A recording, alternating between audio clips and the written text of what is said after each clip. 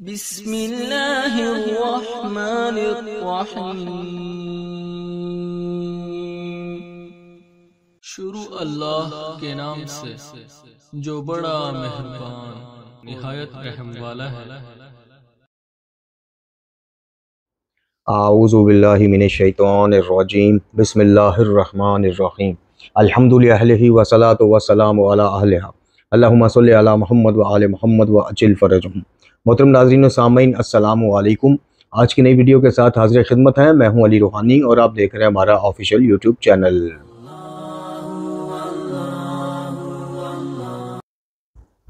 محترم ناظرین و سامعین، آج کی ہماری ویڈیو کا عنوان موضوع سوال و جواب نشست ہے، یعنی جو سوالات آپ میں سے اکثر جو برادران اور خاران ہیں واٹس ایپ پہ، فیس بک میسنجر پہ یا کالز کے ذریعے پوچھتے ہیں، ان کے جوابات تو دیے جاتے ہیں، لیکن یہ ہے کہ کچھ سوالات کو منتخب کر لیا جاتا ہے ویڈیو میں جوابات دینے کے لیے، خاص کر ان سوالات کو کہ جو باقی احباب کے بھی ذہنوں میں آ سکتے ہیں یا کامن ہیں، یا جن کا جواب جو ہے ہم چاہتے ہیں کہ فرد واحد سے نکل کے باقیوں تک بھی پہنچے۔ تو آج کے سوالات بھی اسی طرز کے اوپر ہم نے منتخب کیے ہیں۔ آج آپ کی خدمت میں سوالات کے جوابات پیش کیے جائیں گے، لیکن اس سے قبل آپ سے ملتمس ہے کہ ہمارے جتنے بھی تبلیغاتی سلسلے الحمدللہ اس میں تحریری بھی شروع ہو گیا ہے، اور انشاءاللہ مزید ایک ہفتے تک ہماری پہلی کتاب جو ہے وہ چھپ کر آ جائے گی، دعوت فکر و عمل، اور اس کے بعد کچھ دنوں کے بعد دوسری ہماری کتاب یہ ہے مومن۔ اس میں ہم نے آیات قرآنی اور مکتوب نمبر 31 نہج البلاغہ کی، اس میں بالکل مختصراً سا ایک مومن کا خاکہ پیش کیا ہے۔ مومن کہلوانا، مومن بننا یا مومن اپنے آپ کو سمجھنا جو ہے بڑا آسان مرحلہ ہے، بڑا آسان معاملہ ہے، یعنی آپ مکتبہ تشیع میں آگے تو آپ مومن ہو گئے، یا آپ پیدا ہی مکتبہ تشیع میں ہوئے تو آپ کی پہچان ہی مومن ہو گئی۔ نہیں، یہ غلط فہمی ہے، یہ دھوکہ ایسے نکلی۔ اگر ایسا ہوتا تو ہم نے بار عرض کی ہے کہ علی ولی اللہ سے کوئی مسلمان انکاری نہیں ہے، پھر سارے مومن ہیں۔ مومن کی کیٹیگری الگ ہے، جو قرآن بھی جس کی پہچان پیش کرتا ہے اور خود ائمہ طہار نے بھی اس کی پہچان پیش کی ہے۔ مومن کہلوانا یا مومن سمجھنا یہ نہایت جو ہے نا بغیر اس کرائٹیریا کے جو قرآن اور اہل بیت پیش کرتے ہیں، اپنے آپ کو مومن کہلوانا ایک نہایت بڑا دعویٰ ہے، ایک نہایت بہت بڑا دعویٰ ہے، جو میں نہیں کہہ رہا، جو خود ائمہ طہار کہتے ہیں کہ مت ایسا کہو کہ ہم شیعہ ہیں۔ علی کے شیعہ تو ابو ذر تھے، مقداد تھے، ہمارے یاسر تھے، مالک اشتر تھے جی، اور تم کہو کہ ہم محبین ہیں، آپ سے پیار کرتے ہیں، آپ سے پیار کرنے والوں سے پیار کرتے ہیں، اور آپ کے مخالفت یا آپ سے بغض رکھنے والوں سے ہم بیزار ہیں، بس یہ کہو۔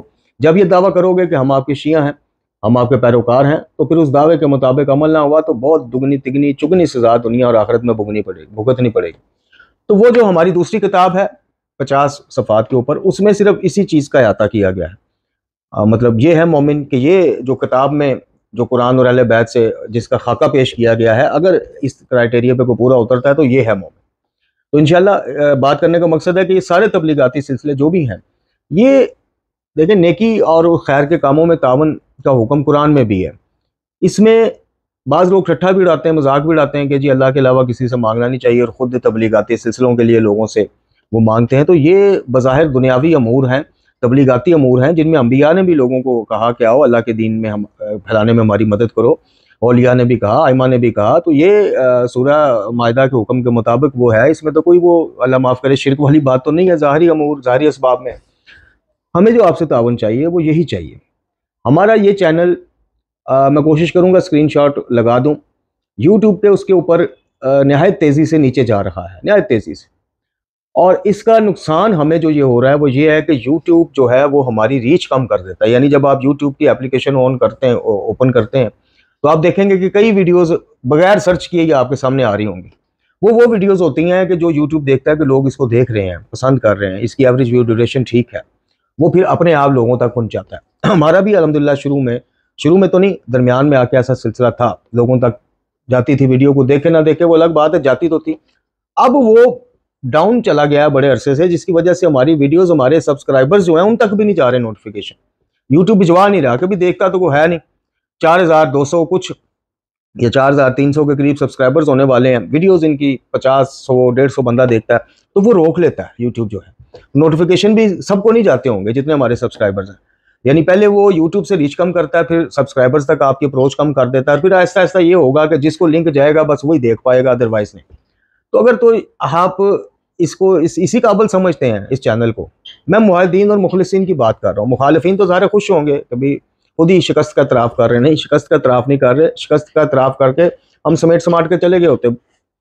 اگر تو آپ یہی چاہتے ہیں کہ ٹھیک ہے جی یہی ہو اس چینل کا حال, تو پھر تو ٹھیک ہے. اگر نہیں تو خدا کے واسطے میری ذات کو نہ دیکھیے, میرا یہ نہ دیکھیے علی روحانی آفیشیل چینل ہے, یہ دیکھیے کہ اس سے تبلیغات کے سلسلے الحمدللہ جا رہے ہیں, مومنین تک جا رہے ہیں. تو اگر آپ یہ نہیں چاہتے, آپ چاہتے ہیں کہ مومنین مومنات جو ہیں گنے چنے سے ہی مستفید ہوتے رہیں, تو پھر تھوڑا سا خدا کے واسطے, یہ میرا ذاتی نہیں ہے, یہ آپ کا بھی ذاتی نہیں ہے, یہ دین خدا کا کام ہے, یہ قرآن و اہل بیت کا پیغام ہے. تو تھوڑی سی ہمت کریں, ویڈیو کو لائک کومنٹ کر دیں گے, شیئر کر دیں گے, احباب سے چینل سبسکرائب کروا دیں گے, تھوڑی سی اس کی ریپیوٹ بہتر ہو جائے گی چینل کی, باقیوں تک بھی پیغام یوٹیوب پر خود پہنچائے گا. تو اس میں دنیا اور آخرت میں اللہ تعالیٰ کے نزدیک آپ کا اجر محفوظ ہوگا. اور اگر نہیں, آپ کو یہ لگتا ہے نہیں جی یہ ڈالر بنانے کے لیے ریکویسٹیں کی جا رہی ہیں فلاں, تو ٹھیک ہے, کوئی مسئلہ نہیں, پھر آپ نہ کیجئے. لیکن جو مخلصین ہیں, جو چاہتے ہیں تبلیغاتی سلسلے چلتے رہیں, ان سے التماس ہے کہ تھوڑا سا اس بابت ہماری معاونت کیجئے. تو اب چلتے ہیں جی اپنے موضوع کی طرف, سوال و جواب کی طرف.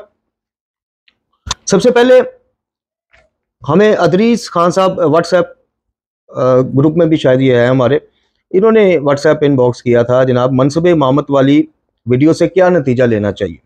یعنی یہ جو پچھلے دنوں ہماری اس چینل پہ جو پچھلی ویڈیو اپلوڈ ہوئی تھی, جس میں شاہ محمد اسماعیل سلفی اکابر کی کتاب منصب امامت سے ہم نے کچھ اقتباسات پیش کیے تھے, تو وہ کہتے ہیں کہ جناب وہ ویڈیو دیکھنے کے بعد کیا نتیجہ لینا چاہیے. نتیجہ میرے عزیز یہ لینا چاہیے کہ بات کو سمجھ کے آگے سمجھانا چاہیے. یعنی جو برادران یہ سمجھتے ہیں کہ عقیدہ امامت خدا نہ خواستہ معاذ اللہ کوئی عقیدہ ختم نبوت کے منافی ہے یا اس طرح ہو نہیں سکتا, تو ان تک وہ بات پہنچائیں کہ یہ دیکھیں کہ صرف مکتب تشیع نہیں, ہر مکتبہ فکر کے کابرین کے نزدیک امت میں بعد از نبی خدا صلی اللہ علیہ وسلم اپنے انہوں نے وہ طے کیے ہوئے ہیں کہ کوئی ایسے رہبران, کوئی ایسے ہدایت کی طرف راستہ دکھانے والے, نبی خدا کی شریعت سمجھانے والے, اسلام سمجھانے والے, ہر دور میں ایسے رہبران موجود ہوتے ہیں. برادران کے ہاں 100 سال میں ایک مجدد پیدا ہوتا ہے. مجدد کون ہے, ان سے پوچھیں, وضاحت پوچھیں. یہی ہے جو تجدید کرے, جو نئے سرے سے جناب سارا ریویو کرے اور لوگوں کو بات سمجھائے, اصل نقل کھڑا کوٹا یہ ساری پہچان کرائے.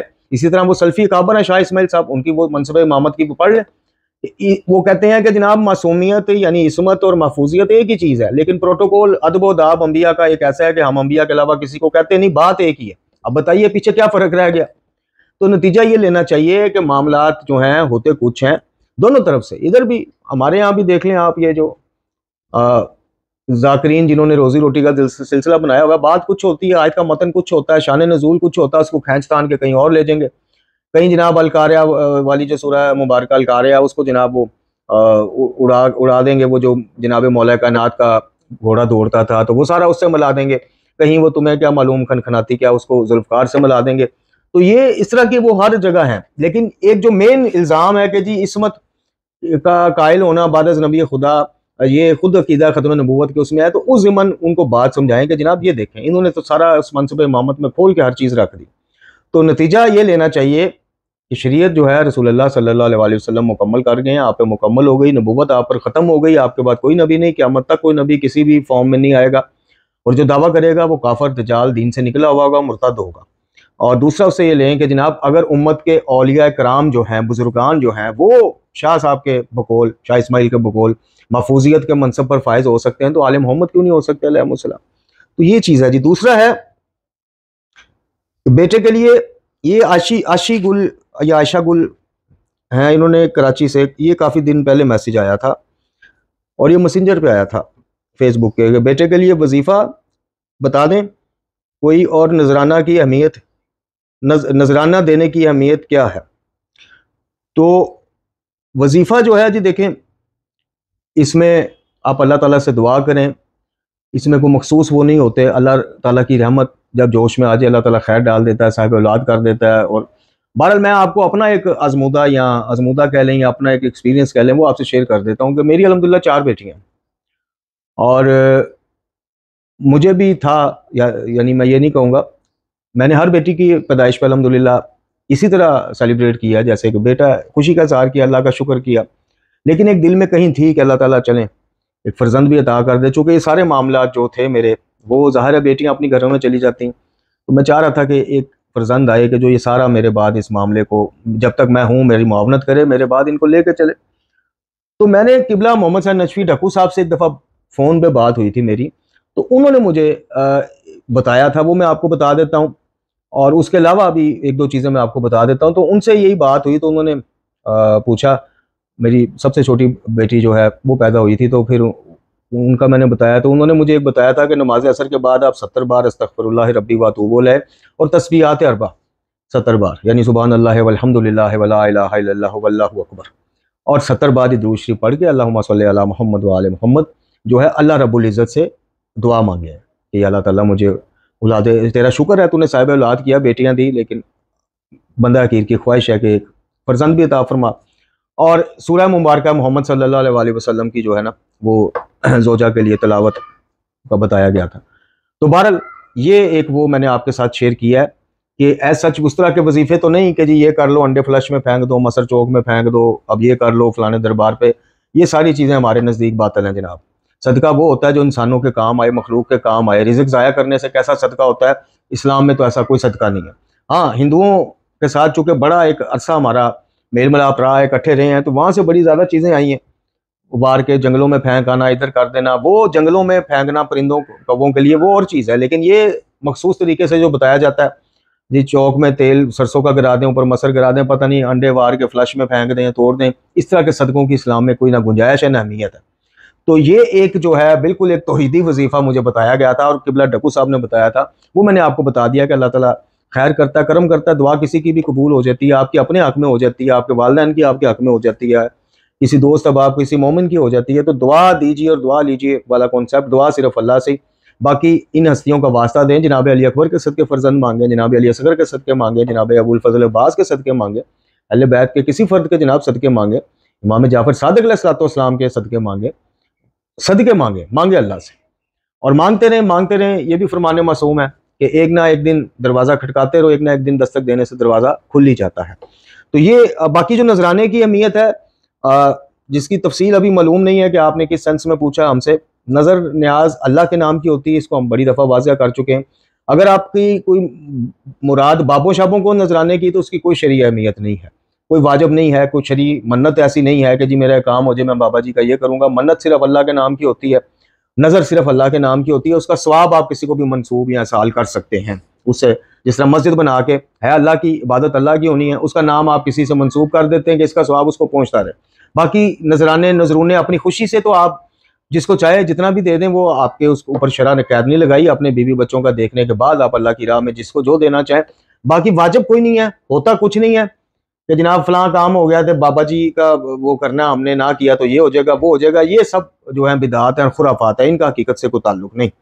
اچھا جی، یہ سہیل قریشی صاحب کراچی سے یہ کہتے ہیں کہ جی کیا ہر وقت ناچاکی اور بدمزگی کا گھر میں رہنا شامت اعمال میں سے ہے؟ تو جی بالکل ہے، اس میں کوئی شک نہیں، دو رائے نہیں ہے۔ ہر وقت ناچاکی، ہر وقت وہ پنجابی میں جیسے کہتے ہیں کل کل، ہر بندہ اس کا ایکسپیرینس کرتا ہے، ہمارے گھروں میں، آپ کے گھروں میں، سب میں، لیکن ہر وقت کا ہی رہنا جو ہے کبھی کبھار چلیں ہو جاتا ہے، وہ الگ بات ہے، کسی موضوع پہ بحث ہوگی، لیکن یہ جس طرح لکھ رہے ہیں کہ ہر وقت ناچاکی اور بدمزگی کیا شامت اعمال ہیں، جی تو بالکل ہیں، اپنا ریویو لینا چاہیے۔ اور اس میں یہ میں آپ کو بتاؤں، یہ چھوٹی چھوٹی نوستیں ہیں اور ہمیں محسوس نہیں ہوتا، یعنی یہ خود بہت بڑی نوست ہے گھروں میں گانوں کا چلنا، ڈراموں کا ہر وقت چلنا، گانوں کا چلنا۔ دوسری سب سے بڑی نوست ہے کہ گھروں میں قرآن سے رابطہ ہی کسی کا نہ ہو، نماز سے رابطہ کوئی نہ ہو، ٹھیک ہے نا، یہ ہمیں محسوس نہیں ہوتی۔ ہم سمجھتے ہیں کہ جناب جو مالی طور پہ ماڑا ہے وہی اسی کے گھر نوست ہے، وہی منحوس ہے معاذ اللہ جی، اور وہی کسی ازمائش میں آیا ہوا ہے یا جادو کے اس میں آ گیا ہے، فلانے میں آ گیا ہے، نہیں، ماڑا ہے، کم کو مارا ہے، آپ یہ دیکھیں اس کی پوری پڑ رہی ہے، اس کے گھر میں سکون ہے، اس کو خدا نخواستہ اولاد کی طرف سے ادھر سے کوئی مسئلہ تو نہیں ہے، اگر نہیں ہے تھوڑی کھا رہا ہے، سکون کی کھا رہا ہے، تو وہ آپ سے اور بڑوں سے بہت بہتر ہے، ان عمرہ سے، ان مالدار سیٹھوں سے بہت بہتر ہے کہ جن کو محسوس ہی نہیں ہوتا۔ بھئی آپ 10 لاکھ مہینے کا کمائیں اور 9.5 لاکھ پونے 10 لاکھ آپ کا خرچہ ہو، اور ایک بندہ 1 لاکھ مہینے کا کمائے اور 50-60 میں اس کی ہر چیز پوری ہو رہی ہو، اللہ تعالیٰ اس کا عزت سے وقت گزار رہا ہو، تو پھر برکت کس کے گھر میں ہوئی؟ تو یہ بالکل شامت اعمال میں سے ہیں جن میں جھوٹ، غیبت، گھروں میں غیبتوں کا ہونا، ایک دوسرے مطلب ایک رشتہ دار آ گیا تو آپ دونوں مل کے اب دوسرے رشتہ داروں کے خلاف، محلے داروں کے خلاف جھوٹ، اور اسی طرح گانے سننا ہر وقت قرآن کی تلاوت سے، اور یہ حدیث معصوم بھی ہے کہ صبح جب انسان تلاوت قرآن کرتا ہے تو اس کا گھر آسمان میں ایسے نظر آتا ہے فرشتوں کو جیسے نیچے والوں کو تارے نظر آتے ہیں چمکتے ہوئے. تو اس سے بہت زیادہ بے برکتیاں آپ کے گھر سے صبح ہی الحمدللہ دفع ہو جاتی ہیں. پھر سورہ مبارکہ بقرہ کی تلاوت کا بڑا وہ ہے کہ گھروں میں جو شیاطین اور خناس کے اثرات ہوتے ہیں، اثرات بد، یہ جناب دوڑ جاتے ہیں، خود ہی جگہ چھوڑ جاتے ہیں جہاں پہ سورہ مبارکہ بقرہ کی تلاوت ہوتی ہے. پھر صدقہ دیتے رہیں، کوشش کریں 2 روپے 4 روپے 10 روپے جو بھی ہے، ٹھیک ہے. گھروں کا ماحول آٹومیٹک بہتر بھی ہوتا ہے ان سب چیزوں سے. بد مزگی اور پھر غور بھی کیجئے کہ کن باتوں میں ہم الجھ کے بحثیں کرتے ہیں، لڑائیاں کرتے ہیں. ان باتوں کو دیکھیں، کیا وہ اس قابل ہیں کہ ان کے اوپر ایک دوسرے کے لیے دلوں میں بغض رکھا جائے.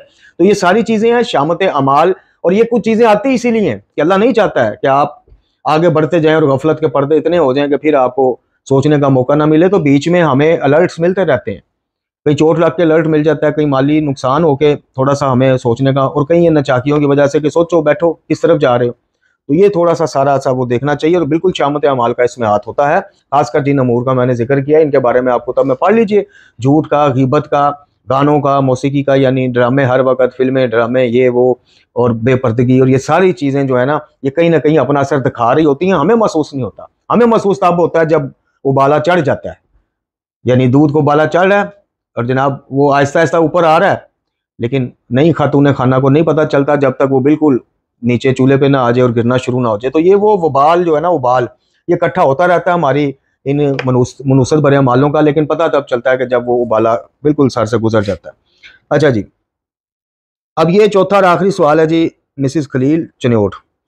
موضع سوکھنے کی، تو پنجابی میں کہتے ہیں موضع سوکھ لیا، سوکھنے کی شرعی حیثیت، اس کے بارے میں ہماری کافی ویڈیوز ہیں، آپ ہمارے چینل پہ دیکھ لیں، علیحدہ سے موضع کے عنوان سے بھی ہے. اس کی شرعی حیثیت یہی ہے کہ اول تو اس کو منت کہتے ہیں یا نظر، یعنی موضع سوکھنا کوئی شرعی لفظ ہے ہی نہیں ہے. موضع سوکھنا ادھر برصغیر پاک و ہند میں کا ایجاد ہے. کیوں کہ ظاہر ہے وہ 16 موضع کی کتاب اٹھاتے ہیں، منت مانگتے ہیں کہ جی موضع ہماری منت پوری ہو جائے، موضع پڑھیں گے، وہ چٹ پٹ بی بی کا یا مولا مشکل کشا کا جو لکڑارے والا، تو وہ اس عنوان سے کہتے ہیں کہ موضع سوکھ لیا جی میں نے، یہ کام ہو جائے. اس کی کوئی اپنی شرعی حیثیت کوئی نہیں ہے. آپ نیت یا منت ہوتی ہے وہ آپ اللہ سے کو کرتے ہیں کہ اللہ تعالیٰ میں اس مسئلے سے نکل رہا ہوں یا یہ چیز مجھے مل جائے، میں تیرے نام کا دسترخوان لگا دوں گا، اس کا ثواب میں امام کو منسوخ کر دوں گا، میں نبی اور آل نبی کی محفل اور مطلب ایک کروں گا جس میں سارے بیٹھ کے قرآن کی آیات پڑھیں گے، پھر محمد اور آل محمد علیہ السلام پہ درود و سلام بھیجیں گے اور ساتھ کو ذکر خیر کریں گے. اس طرح کی چیزوں کا کوئی وہ نہیں. باقی یہ قصے کہانیوں کے نام پہ سوکھ لینا، اس کی کوئی شرعی حیثیت نہیں ہے. اور یہ ذہن میں رکھیے گا کہ مخاطب جب ہونا اللہ سے ہونا ہے. جب بھی غیر اللہ سے آپ مخاطب ہوں گے، فلاں بابا جی سے یا مقدس ہستیوں سے کہ جی میرا کام ہو جائے میں آپ کے نام کی، اس کی کوئی شرعی حیثیت نہیں ہے، بلکہ وہ شرعی طور پہ ٹھیک ہی نہیں ہے. آپ نے جب مخاطب ہونا اللہ پاک سے ہونا ہے. جو بھی سوکھنا ہے جسے آپ سوکھنا کہتے ہیں یا منت ماننا کہتے ہیں، جو بھی کہتے ہیں وہ اللہ کے لیے ہوگا، اس کا ثواب آپ کسی بھی ہستی کو بھجوا سکتے ہیں.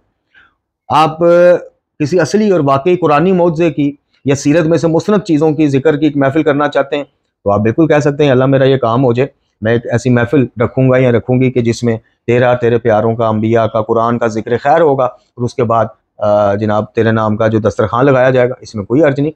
لیکن آپ ڈائریکٹ ان ہستیوں سے مخاطب ہو جائیں، وہ قرآن اور اہل بیت کی سیرت کے بالکل اپوزٹ چیز ہے، متضاد چیز ہے، اس کی شرعی کوئی حیثیت نہیں.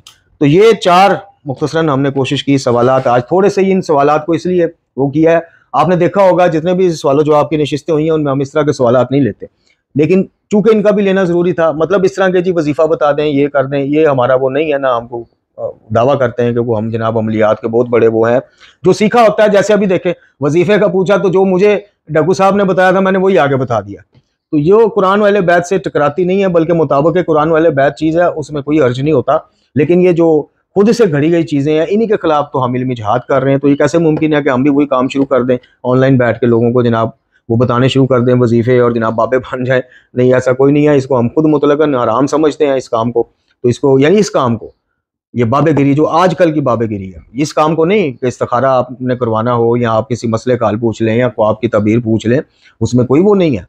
اب جیسے انہوں نے پوچھا کہ جناب کوئی وظیفہ، تو جو قرآن والے بیت سے ثابت تھا وہ بتا دیا، اور ایک عالم بزرگ نے ہمیں بتایا، وہ ہم نے آگے شیئر کر دیا. اپنے پاس سے نہیں، بابے گیری میں سب کچھ اپنے پاس سے ہوتا ہے. یہ کر لو، 40 دن ہو نہ کھاؤ، 40 دن ادھر سے آ جاؤ، یہ وہ سب بدعتیں ہیں، خرافاتیں ہیں. اللہ تعالیٰ سے دعا ہے کہ ہمیں قرآن والے بیت کی تعلیمات سے متمسک رکھے، ان کو پڑھنے، سمجھنے اور عمل کرنے کی توفیق عطا فرمائے. وما علینا الا البلاغ.